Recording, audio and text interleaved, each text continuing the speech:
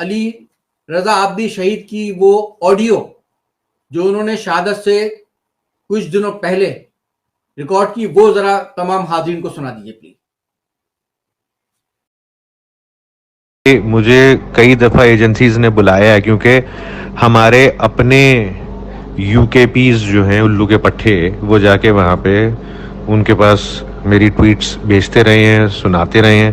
P S P میری tweets copy کر کر کے اسکرین شاٹس لے کے آرمی کو، رینجرز کو، آئی ایس آئی کو، ان کو بھیجتی رہی ہے.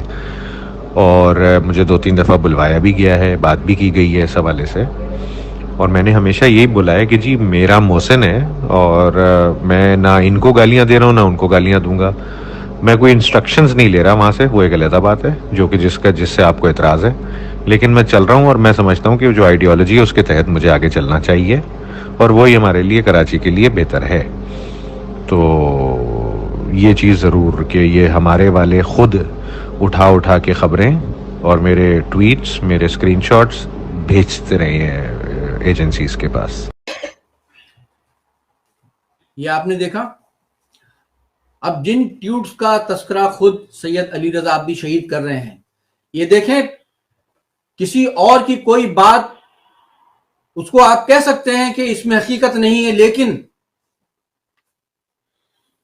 مقتول کا اپنا بیان، اس کی اپنی گواہی، اپنی شہادت، اس سے بڑی اور کوئی بات نہیں ہو سکتی. اور سید علی رضا عابدی شہید نے اپنی اس آڈیو میں، اور ان کو معلوم تھا کہ ان کی جان خطرے میں ہے، ان کے ساتھ یہ ہو سکتا ہے، لہذا انہوں نے یہ آڈیو ریکارڈ کرائی،